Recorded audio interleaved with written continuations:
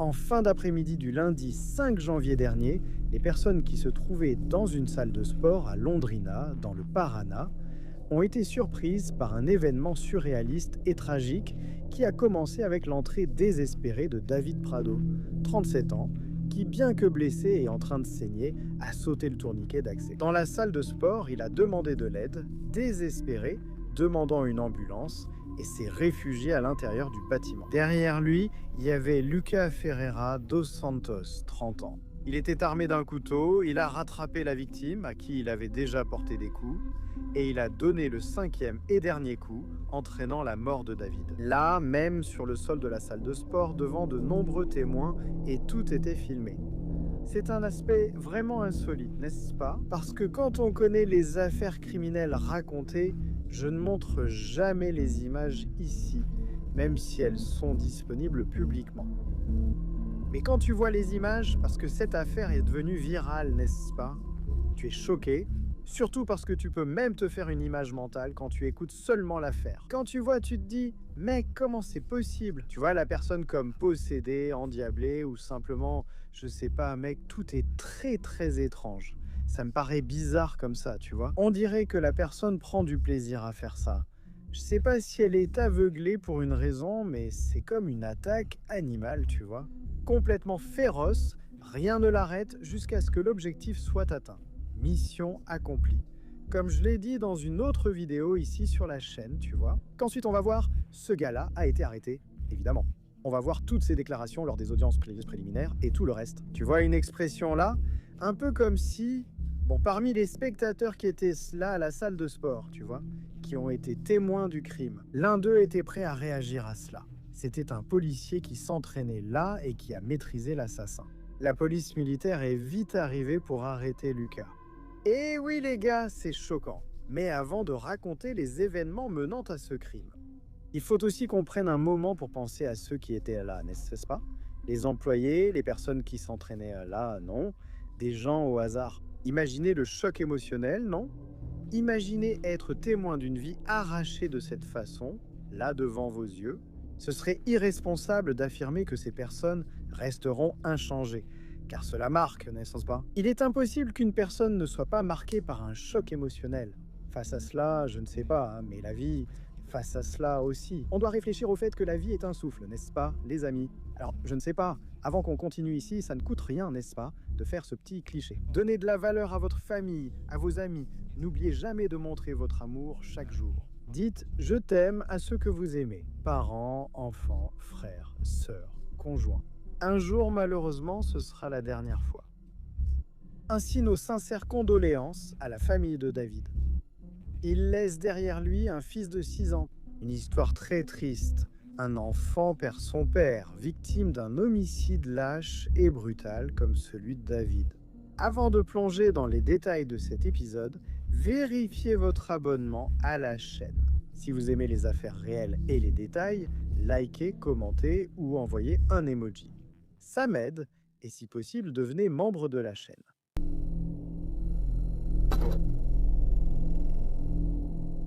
Des crimes comme ceux-ci, avec toute la dynamique de l'embuscade et ensuite de l'attaque, enregistrés par des caméras de surveillance, sont plus simples et plus rapides à résoudre. Plus simple, entre guillemets, n'est-ce pas? C'est une façon de parler, car sur la chaîne, nous avons déjà présenté des crimes similaires, des assassinats filmés, commis par des tueurs à gages. Tous les maillons de la chaîne criminelle doivent être identifiés. Autrement dit, des cas où un commanditaire intellectuel était absent et invisible sur les images, et il revenait donc aux enquêteurs de découvrir qui avait commandité l'acte. Sinon, justice ne sera pas rendue à la victime. Très bien, avec cela en tête, essayons donc de comprendre qui étaient les deux personnes impliquées dans ce crime et quelles étaient les possibles connexions entre elles, David et Lucas, la victime et l'homicide. Autrement dit, cette partie de l'enquête qui montre normalement quels sont les liens criminels correspondant aux motifs et qui donne naissance aux moyens et aux opportunités de commettre un crime. Les premières informations viennent d'un témoin clé, le policier militaire ayant maîtrisé l'assassin filmé lors de son intervention. Son nom ne doit pas être divulgué en raison de son rôle dans ce processus d'enquête encore en cours, bien sûr. Mais dans sa déposition figurent les déclarations suivantes.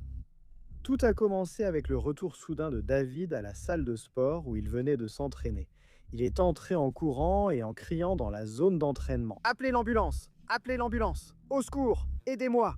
David, vêtu de vêtements ensanglantés et victime d'une forte hémorragie, était manifestement gravement blessé face à la scène. Le policier, alors un simple collègue de la salle de sport présent sur place à ce moment-là, a immédiatement pensé que David avait été agressé à l'extérieur du bâtiment. Ainsi, la réaction immédiate a été de prendre son téléphone portable et d'appeler la police, le 911, pour demander de l'aide. Cependant, juste après cela, dans la foulée, un poursuivant armé d'un couteau est entré derrière David. Luca Ferreira dos Santos serait aussi, selon certaines sources, un habitué de la même salle de sport. Ce Lucas s'est approché de David et lui a porté un dernier coup. David, à moitié tourné de dos, semblait étourdi par ses blessures, désespéré et angoissé. Et il n'a même pas vu le dernier coup lâche que Lucas a porté, en dernier. Voyant alors Lucas armé, ce policier présent à la salle de sport a aussi sorti son revolver, s'est approché de l'agresseur et lui a ordonné de rester au sol. Lucas a obéi et a jeté le couteau par terre. C'est pourquoi je reviens là-dessus, tu vois ? Ce sentiment de mission accomplie, tu sais, du style « Bon, d'accord, je vais être arrêté ».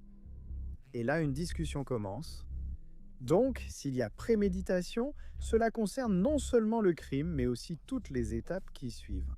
S'il avait voulu fuir, il serait allé dans la salle de sport devant les caméras. Non ? Je partage mon avis, donnez le vôtre en commentaire. L'agresseur a jeté le couteau et a été maîtrisé par le policier. La suite de ces actions apparaît dans les enregistrements, que je ne peux pas diffuser ici. Ce sont des scènes fortes et choquantes. Leur conversation n'apparaît pas dans les vidéos. Donc il faut savoir que le policier qui était ce jour-là à la salle de sport, lui aussi en civil évidemment, a demandé ceci. « Mec, pourquoi tu as fait ça ?» Et il a répondu « Il a dragué ma femme. » C'est la réponse qu'il a donnée selon le témoignage, d'accord ? Il a dragué ma femme. David Prado occupait un poste administratif dans un réseau de stations-service à Londrina. Mais sa famille venant de la ville voisine de Cornelio Procopio, à une 60aine de kilomètres, le corps a été enterré là-bas mercredi, d'accord ? Le 7 janvier, sa famille a déclaré avoir confiance que la justice de Dieu et des hommes sera appliquée. Bon, poursuivons donc ici l'enquête. Nous avons appris que Lucas Ferreira dos Santos est marié, père de 2 enfants, mais vit séparé de sa femme. Pour nous, cela paraît être l'étape avant le divorce officiel.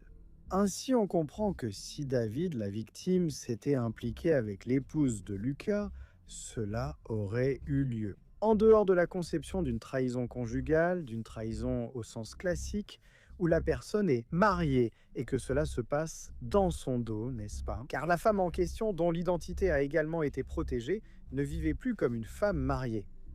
Je pense qu'on peut comprendre cette explication, n'est-ce pas les amis ? C'est assez simple. Ce qui semble un peu étrange dans ces récits, c'est que David actuellement sortait avec une autre jeune femme. L'avocate Jennifer Ballardin, qui a été interviewée, a précisé qu'elle-même n'a absolument rien à voir avec Lucas ou avec la motivation qui lui est attribuée. Jennifer s'est rendue sur les réseaux sociaux pour se présenter comme la petite amie de David et prouver qu'elle n'est pas à l'origine du crime. En résumé, une fatalité, la mort de son petit ami, un cauchemar.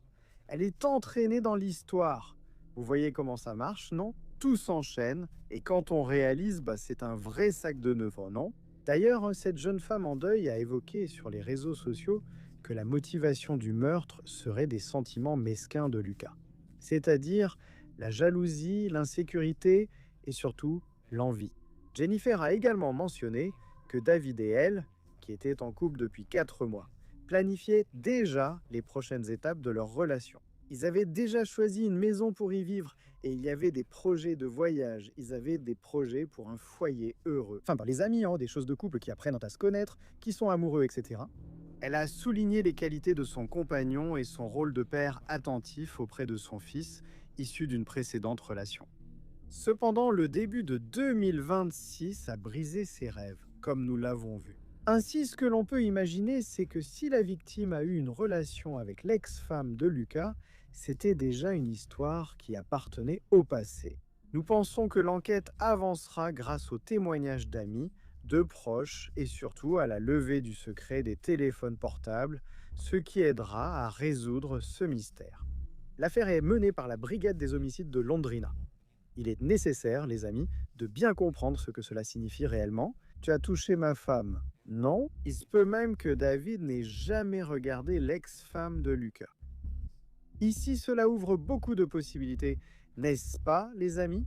Comment est sa personnalité? Cela doit aussi être évalué au fur et à mesure que l'enquête avance. Parce que tu sais comment c'est, n'est-ce pas? Parfois, un petit truc comme ça implique des esprits avec des caractéristiques qu'on connaît déjà très bien, qui font toute une histoire pour pas grand-chose.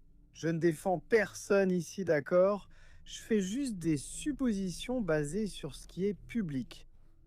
Ça peut vraiment être une histoire du passé qui n'est jamais sortie de la tête du garçon, qu'il a ressassé pendant très longtemps. Cela peut aussi être insignifiant, n'existant que dans sa tête. Vous avez déjà entendu ce genre d'histoire, non? Où rien n'existe, mais pour la personne qui vit cela, un monde parallèle existe. Il se peut même que vous qui m'écoutez parler ici ayez déjà ressenti quelque chose dans ce genre, n'est-ce pas? Ou vous entendez quelque chose, vous supposez surtout dans un commentaire, dans un message WhatsApp, n'est-ce pas? Parce que vous n'entendez pas le ton avec lequel la personne parle, alors vous interprétez ce qui est écrit de la façon dont vous pensez que c'est. Parfois, c'est même plus lié à votre état d'esprit qu'à la réalité des faits. Mais je ne vais pas m'étendre là-dessus, n'est-ce pas? Je suis déjà un cours d'expertise là-bas, donc ici je fais plein de liens, hein, non?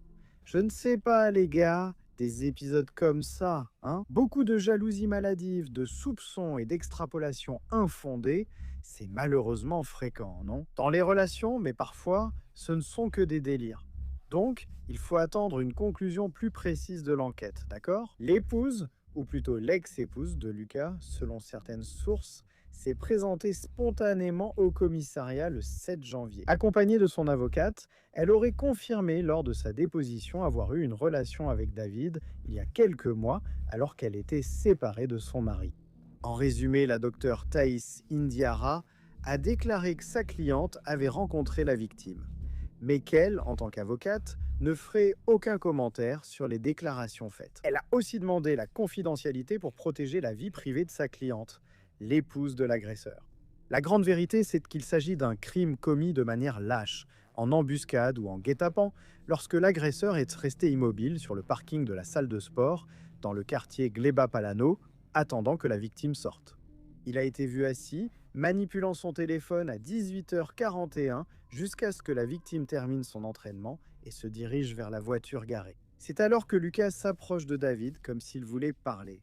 Cependant, Lucas, l'agresseur, garde d'abord sa main droite derrière lui, cachant le couteau. Vous voyez? Ensuite, il attaque la victime qui s'enfuit, essaie de s'éloigner et finalement cherche à se protéger et à demander de l'aide. Là, à l'intérieur de la salle de sport, avec toutes ces vidéos qui ont été diffusées, n'est-ce pas, qui sont devenues virales partout. Les 5 coups à l'abdomen et au thorax ont causé des blessures graves, entraînant rapidement la mort de David. Même pris en charge sur place par les ambulanciers du service intégré d'assistance aux urgences traumatiques, il n'a pas survécu à ses blessures.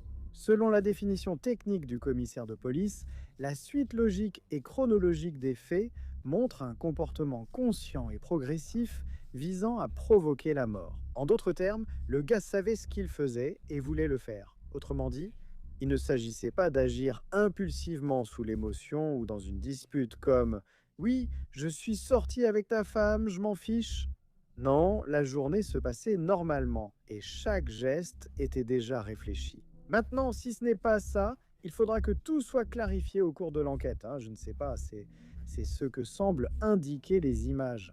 En signe de deuil, la salle de sport est restée fermée mardi et collaboré avec l'enquête en fournissant toutes les images, etc.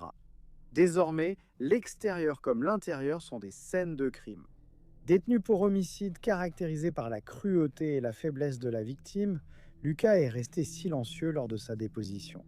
En fait, il a dit qu'il allait exercer son droit de garder le silence lorsqu'on lui a demandé s'il voulait ou non clarifier les faits de son point de vue Et c'est à ce moment-là, ces vidéos sont aussi disponibles sur Internet qu'on regarde et qu'on dit « Mince mec, je ne sais pas, on dirait une expression de quelque chose ».